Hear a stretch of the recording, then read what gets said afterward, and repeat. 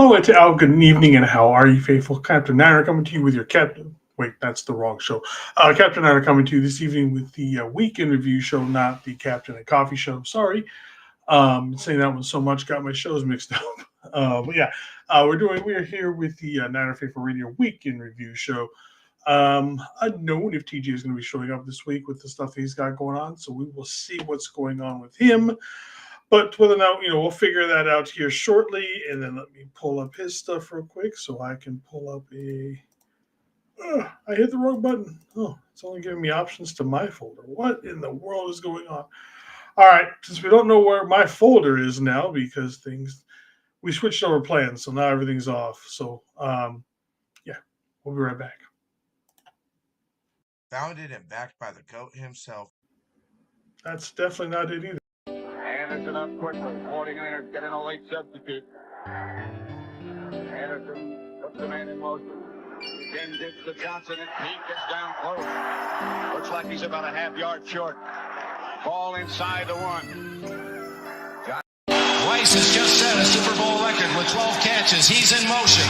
Montana. Touchdown, John Taylor. You're tuned in to Niner Faithful Radio, the show hosted for the faithful, by the faithful.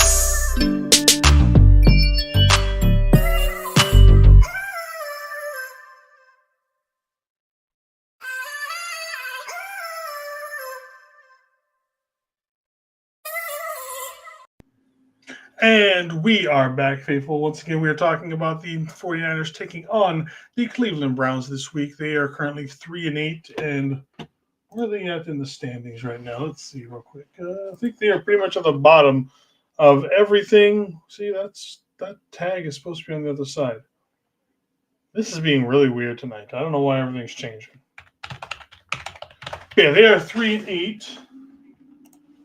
Let's see, and yet they are at the bottom of the AFC North. So obviously, they're not going anywhere. This is a rebuilding year for them. Again, it feels like they're in a rebuild every freaking year. So, that's where they're standing. It's not a very good team in general. Obviously, we are going to be 8-4. Let's go ahead and get into everything here. So the big story of the week is obviously going to be must-watch TV. You are going to have Trent Williams, who is one of this generation's best left tackles, arguably the best left tackle of this generation, going against Myles Garrett, who is a generational talent. I love Trent, but all time, I'm not sure exactly where he ranks. If he even cracks the top 10, to be honest with you, kind of situation. That's something we could talk about later. But as far as Myles Garrett goes right now, he's just insane. He's at 17.5 sacks. The NFL record is 22.5 with TJ Watt and Michael Strahan. Honestly, it should be just Watt. Strahan has no right to have that record, considering that when he sacked Aaron Rodgers, Rodgers basically just laid down for him with that one. So, but anyways, unless he just stops for whatever reason, I see no reason why he will not break that record this year. He's probably, 23, 24. I mean, he just puts up sacks left and right and left. Let's see. Let me just do this. Sacks by. Let's see if they'll give me these sack numbers per week. All right. So he had week 1, 2. Week 2, 1.5, half a sack, 0 sacks, 0 sacks, 0 sacks. So we had 3 sacks, 3 games in a row with no sacks, and that was against Detroit, Minnesota, Pittsburgh. Then in Miami had 1 sack. In New England, the man had 5 sacks in week 8. Then they had their bye, and then he had week 10. He had 1 sack against the Jets. He had 4 more against Baltimore and 3 more against Las Vegas. So they are coming in huge chunks. So obviously we are hoping for what? Against our offensive line, if we walk out with anything less than 2 from Myles Garrett, I think that is a win. Or 2 or less from Myles Garrett, I think that is a win for our team. Because like I said, he can be stopped, and there's games where he doesn't show up. Doesn't show up, where he doesn't get sacks. He's just they come in huge chunks at a time from him. Again, so like I said, you get the 2, the 5, the 4, the 3. You know what I mean? So they're coming. That's 3 games with no sacks. He probably breaks the record. So he'd be at 20 if he had just gotten 1 sack in each of those games already. And then he would only need 2 sacks over the rest of the season to break the record. So, I mean, like I said, he's on an incredible race, an incredible pace. And that's 3 weeks, almost a month, 3/4 of a month without a sack. But yeah, so this is, like I said, this is going to be one of the best things about this game is we are going to see elite on elite. Myles Garrett does jump around a little bit, so obviously he'll be on Trent's. He does jump inside on the occasion. He'll be on McKivit's side, which obviously we know McKivit's does struggle, especially with some of these speed guys, and Garrett has everything. He's powerful and he's fast. So we'll see how McKivit's does holding up against Myles Garrett, and let's be honest, it's probably not going to be great. So as far as the Super Bowl goals, let's see. I'm looking at this right now. Philadelphia just lost to the Bears. So let's pull up the actual, let's see. NFL playoffs. I forgot to change this because, like I said, the Bears literally just beat the Eagles earlier today. So I believe the Bears would be number 2. Yeah, okay, so let's go ahead. We're going to share this tab instead. So right now, the number 1 team in the NFC is going to be the Rams, then the Bears, then the Eagles, who obviously just dropped to the Bears, the Bucks, Seahawks, Packers, us. We could have moved up to number 6 this week, but we didn't get the help that we needed, so we're still stuck down here at 7. So that means that the playoffs started today or tomorrow. We would be playing the Bears in the first round of the playoffs. But don't forget, we also play the Bears here in about 3-4 more weeks. So we still have, we'll see them definitely. Be interesting if we played them, if they stay the number 2 seed, we basically finish the season off with them and then play them again. That would be an interesting one to see. So over on the AFC, you've got New England 1, 2 is Denver, 3 is Jacksonville, 4 is Baltimore, 5 is the Chargers, 6 is Jacksonville, and then I said that wrong. And then number 7 is going to be the Buffalo Bills. But again, we still got a month and a half of football to go, so we will see how much this changes here in the next month or so. And so we'll get back over onto the correct screen. As far as the transactions this week, the only thing that we did, we did 2 things actually. We brought back in Eric Kendricks, somebody that we tried to sign last offseason. Did not go well because he decided, well, I shouldn't say he decided, but he was offered more money and more guaranteed playing time by the Cowboys. And as someone who is, especially someone like Eric Kendricks, who was a former All-Pro, I completely understand why he took that. It's what I would want being a player. I'd want more money and more time to play. So it completely makes sense as to why he took that. Kind of put us in a very screwed up situation where we end up having to sign number 59, who was absolutely the worst fucking player in damn near history of the NFL, or not history of the NFL, but of this franchise. And I would say that with some of the piss poor people we've had on here, just because of how his tenure ended. So there is a good chance that we might actually get to see him this week called up from the practice squad to play linebacker. Is obviously Curtis Robinson played okay-ish last week, and then obviously Tatum Bethune is still out with the high ankle sprain. And then the only other transaction that we had this week is that we also released off-again, on-again linebacker Stone Blanton from the practice squad. So that's it. Usually we have 4 or 5 things to talk about, but, apparently this is the only one this week. Apparently when they were talking with Shanahan was talking earlier, he had said that they've been having conversations with Eric for quite some time, but they just couldn't figure out a time and place for him to get onto the team. But apparently it seems like now is the time for whatever reason. I thought it would have been better to sign someone like that as soon as Fred went down. But we also, like I said, we did have Fred Bethune. We also had Tatum Bethune and Curtis Robinson. But now is the time we've got him on there. So, yeah, we'll see. And D. Winters has also been up and down kind of a situation, especially since Fred is out. When Fred was there, obviously Fred was covering for him because ever since Fred, he's had some good plays here and there, but it's been more negative than positive since Fred went out. That's it. Fred probably covers for a lot of stuff. So far for the injury report right now, obviously Robert Beal is back after the concussion protocol. Tatum Bethune is out still with the high ankle sprain. Luke Gifford has been full participant. CMC had a couple of do not participate, the non-injury days. That's probably just a couple of rest days for him. We're going on a short week, an even shorter week because we played Monday night. Then you got Thanksgiving. We have the early game on Sunday, so it kind of makes sense to give him an extra day of rest, especially coming up with the weather that is going to be in this game. It is going to be, there's like 25-mile-an-hour winds. It's going to be a wintry mix. It's going to be wet. It's going to be snowy. It's going to be windy. It's going to be ugly. So this is going to be a very heavy CMC and hopefully Brian Robinson game. Hopefully see a lot more of Brian Robinson than we have been, especially if we get a good 1-2 punch with this weather in this game. Because we know Brock in this game, in these kind of weather games, is terrible. And he even said that he's not going to wear a glove, which I think is stupid. At this point in his career, he needs to seriously think about putting the glove on. It's not going – at this point, I feel like it's just an ego thing with him as to why he will not put the glove on. Like, I understand you don't feel it as much and, you can't get – but look, man, you need a better grip on the ball, to be able to throw it, hold on to it, all that kind of stuff. Swallow your pride and put the damn glove on. That, to me, is one of the most important things. Just do it. I want to say even Tom Brady started wearing a glove towards the end of his career when he realized he had better grip on it. It's not going to end you. It's not going to make you look any less of a quarterback. Again, swallow your pride. Just put the damn glove on.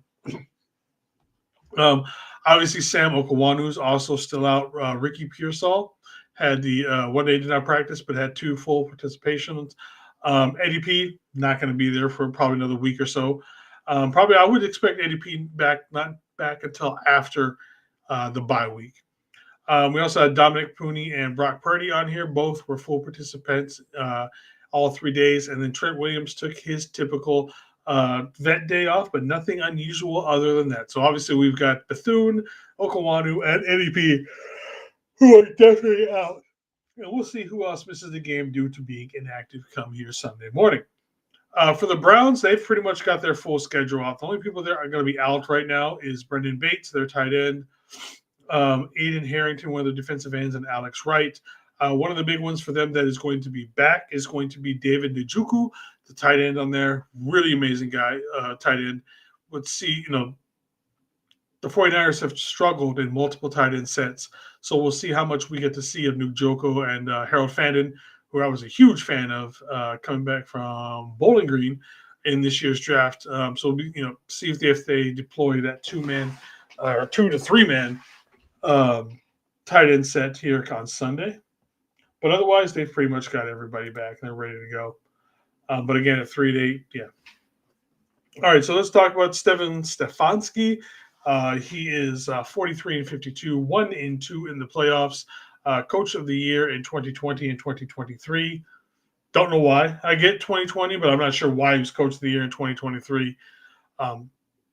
Just I don't know how much I could put it on him.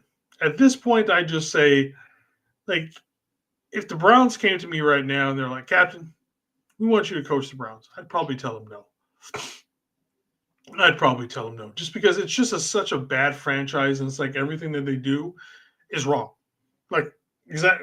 Perfect example, if they came to me and asked me to be their coach, that'd be a terrible decision by the Browns. I am not a head coach material for the NFL. And I could probably barely run a high school thing. I've coached high school wrestling, never coached high school football, so a little out of my league. But yeah, like I said, I think he's a good coach in general. I think all coaches are pretty much good. It's just sometimes you go to a really bad situation. Cleveland is a really bad situation. Then their offensive coordinator is Tommy Rees. But let's talk about the man of the hour, who is the Shanny Killer, a.k.a. one Jim Schwartz. Schwartz, one of those guys that just has the Shanahan number. Just struggles against him and a couple of the other guys. It's funny that Shanahan struggles against Jim Schwartz so bad. And yet we had before Shanahan, we had Harbaugh, who just, what's your problem, bro? And that whole situation with him. And we used to, he handled Schwartz just fine. So again, it's going up against Jim Schwartz, who has an amazing defense, runs an amazing defense. I mean, let's be honest, any defense that has Miles, the only thing that keeps the Browns with any sort of relevancy is, one, they're terrible. Two, they've got the clown show that is the Deion Sanders, Shedeur Sanders train. And I'm not saying necessarily that he's a clown, but let's be honest, because of who Deion is and who his father is, it's always going to be way more publicity on that than anybody else. Yeah, Jim Schwartz is 8-1 against Kyle. Yeah, welcome, Mr. McNiner. How you doing? And then we got Elvis Santiago. How you doing, my man? Yep, a little bit backwards there. So, like I said, it's one of the guys that just has Shanny's number. And I think everybody at some point, somebody has your number, and no matter what. For the longest time wrestling, when I was wrestling, there was a guy that wrestled at ASIJ High School.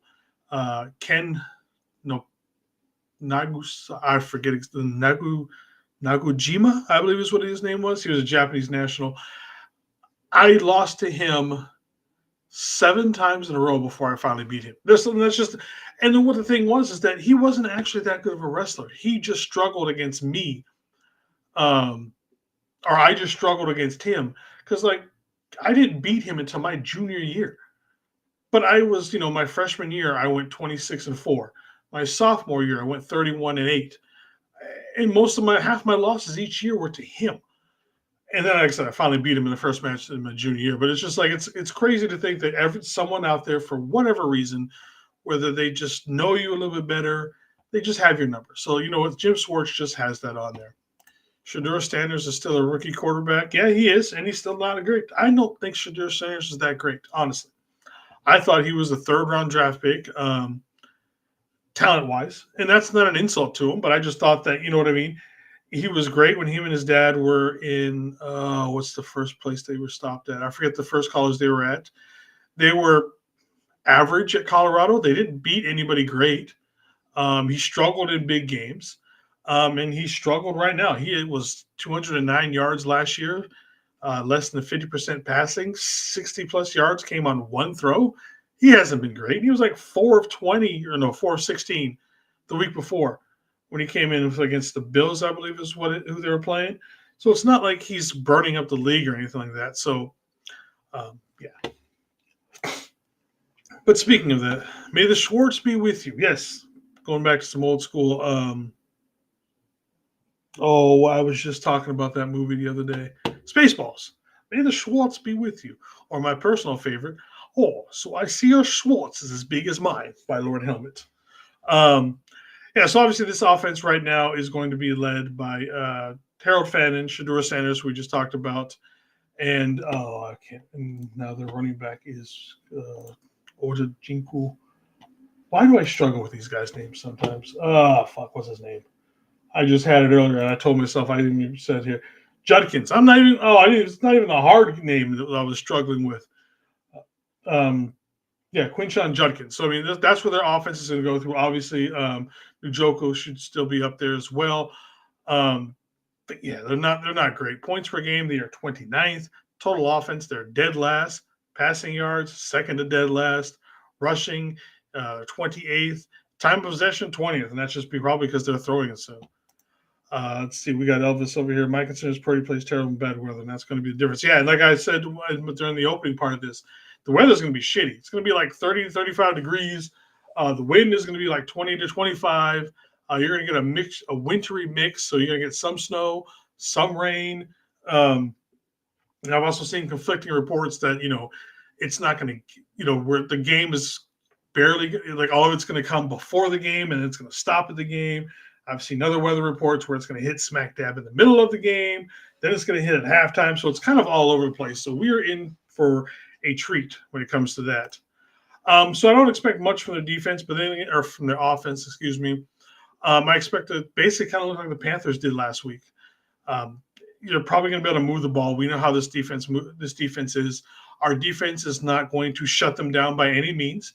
It's probably going to actually make Shedeur look better than he usually would, simply because we give up so much. But what we're going to do is we're going to have to pick him off. We're going to have to, like I said, this defense is not dominant by any stretch. But what this defense has to do is that it needs to get 4 to 5 big stops every game, whether that's a couple of picks, a fumble recovery, a stop on 4th down when they go for it on our 35-yard line or something along those lines. Those are the kind of plays this defense needs to beat teams in general, but especially teams with an offense that is as putrid as the Browns. And you can say that this offense is absolutely putrid right now. Let's see. And then we go over to what Elvis is, and part of his concern is that this defense is it's Myles Garrett. Myles Garrett is the best defensive player of this generation, and will go down as one of the best defensive ends in the history of the league. He's just absolutely insane. And then you throw someone up there next to him, like Mason Graham, who's only getting better. I loved Mason Graham coming out of college. I know one of the things that people talked about was that he was a little too chubby and that his game would not transfer over into the NFL because he was kind of lazy. But if you look at the picture of this young man right now, he's actually lost the gut. He's slimmed down a little bit and looks amazing. And, of course, when you're playing next to someone like Myles Garrett's probably dragged his ass into the gym with him. And, again, it just takes pressure off of you in general when you play with Myles Garrett, because everything is going to be on him. They've even got Ward in the backfield or in the defensive backside. They got Schwarzenegger, who is just a tackling machine in the middle of the defense. So this defense is actually not terrible. Points allowed, they're 11th. Total yards is 2nd. Passing yards 2nd. Rushing yards 11th. Sacks is, they're 2nd, which obviously most of those coming from Garrett. And then in interceptions, they're 14th. So this game, they're going to stop you, and they're going to make big plays on you. They've got 42 sacks. They've got, and then was it 9, 10? I don't have my glasses on 9. So in total, they've got 51 takeaways in the totality of the season. And then we got Papa J in the house. What is up, Papa? How you doing, brother? Thank you for showing up. So yeah, obviously this defense is going to be good in takeaways in general, as you can see.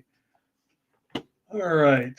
When it comes to the fantasy football, they say Brock is going to get 21 points. I'm guessing they're hoping Brock gets at least 1 touchdown in there, because that's the only reason why Brock would get this many fantasy points on there. They've got Robinson down. There was only 3. That's going to be way higher. Again, I don't understand why they've got 3. CMC makes sense. That's about, you're always going to start CMC no matter what. I would think Brian Robinson's probably going to get closer to 10, 11.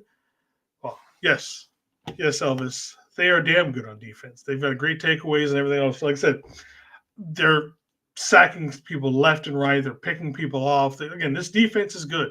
If they had a halfway competent offense, not even a good offense, just a halfway competent offense, this team is one of the best teams in the league, because defensively they're just stacked. They're stacked all over the place. But Brian Robinson is going to get more than 3 points in fantasy football. With this weather, you're not going to be able to run CMC like we are. There's just no way. We're going to have to get Brian Robinson involved much more in this game. And I say that, and then you'll get like 3 carries, because that's just what Shanahan does.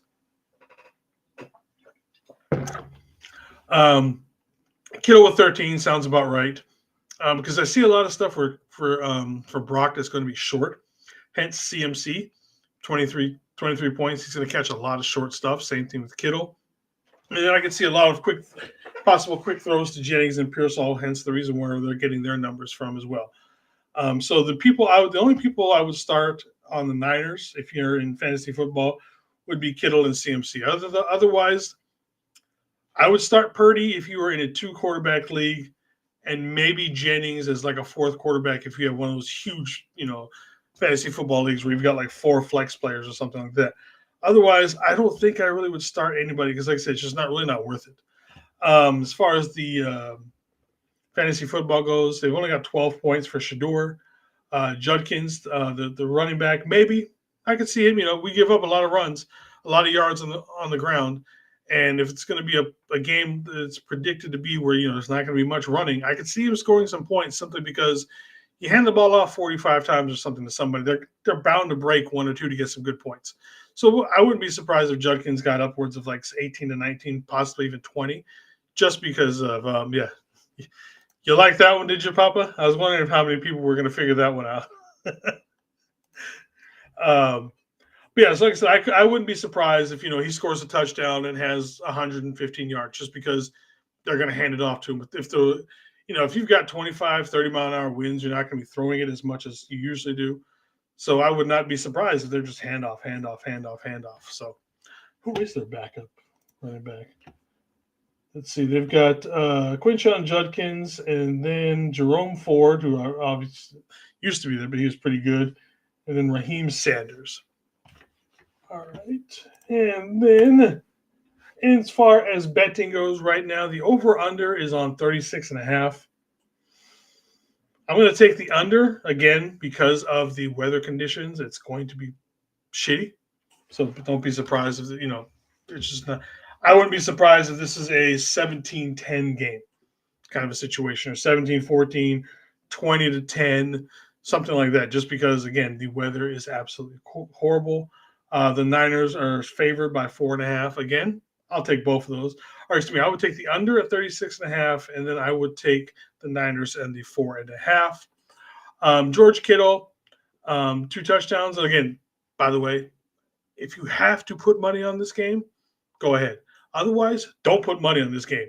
This game with this weather and our luck was we haven't beaten Cleveland in Cleveland since like 1994 or whatever it is. Just don't put money on it.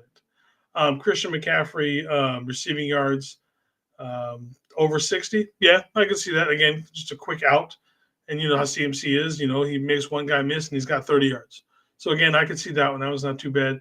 Same thing with Kittle, 39-plus yards. Those are 2 $5 bets. So you're betting $10 and you're winning, you're going to win what? End up winning like $20 kind of a thing, or 12. Yeah, so you're going to end up with 22 some odd dollars you could possibly win with that. And that's it. Kyle jokingly said the more it rains, the more they're going to air it out. I don't believe Kyle. Come on, man. When has Kyle ever told the truth on any of that kind of stuff? Kyle wants you to think that's what he's not going to do. And he says it as a joke, and then that's what he was done. And then what's up, Mr. Kenny? We are 8-13 versus the Browns all the time. Yeah, we're not good against the Browns. For whatever reason, the Browns, besides like the 80s when they had Bernie Kosar on that whole team going on, they were pretty good in the 80s. This team has just been absolutely trash their entire, time. Well, not the entire, but the last 40 or 50 years, they've been pretty bad. A couple of good playoff wins here and there, but other than that, not much going on with the Cleveland except, losing. 97 was a 45 quarterbacks since 97 or whatever it is. The guy that's got like the cape or the wedding dress thing and whatever of all the quarterback names that have played for Cleveland. It's impressive to see that, someone will keep doing that. That is all for tonight. Again, quick show. Let's see, 36.5. Home team gets 3 points for us. Yeah, it's like I said, it's not going to be much. It's this is going to be an ugly game. We're probably going to enjoy watching this game because I can see it. It's going to be ugly to watch or good to watch, but terrible to play in because it's going to be you're not going to be able to see. You're not going to be able to run anywhere. It's going to be one of those games you're just glued to on TV because we're going to have. Remember when we were playing the Commanders? Was that 2019 where Bosa did the slide and everybody did this whole thing after the sack or whatever it is? You're going to see shit like that. It's going to be like that in that field. So we'll see. We don't have Jake Moody, who's going to miss like 3 field goals or whatever it was when last time we played them at home. We'll see how Matt Gay does. But then again, do you really want to be kicking in the weather like this? If it's raining and snowing and 20 to 25 mile an hour winds and all that kind of stuff, do you really want to trust your kicker to kick? No, you don't. This is was it 3 downs and a cloud of dust in the old Big Ten? This one's going to be 3 downs and a pile or lake of mud or whatever it is. Don't be mad when Shador puts on a football clinic. Yeah, I'm sure he has his own football clinic. I'm sure his dad has one that he set up for him, just like everything else he's done in his life. Oh, okay. There you go, Kenny. At least you got the joke with that one in there afterwards. There are 12 of us in the 0-4 gang. The 0-4 gang, what are you talking about, David? 0-4 Kings. Well, all right, everybody, that's all I got for tonight. Hopefully everybody has a good weekend. We will see you on Sunday morning as we do the pregame, the post, the halftime. Well, the halftime show has evolved into me just covering the entire game, doing a play-by-play. So, yeah, that's what that's. The kind of halftime show has kind of gone away with just doing the halftime show, since it's now a full game of play-by-play. And then Jamie will be by for the post game. Let's see. Only clinic he's going to be doing is the medical tent. Yeah, I don't want anybody to get injured. I never want to see anybody get injured. Yeah, but 0-4 for what? For against who? I'm not missing that one. So.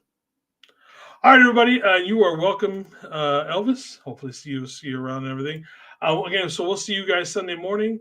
Y'all have a good weekend. Kick the rest of the week Friday's ass. Fafitai. Ta-da. One love, people.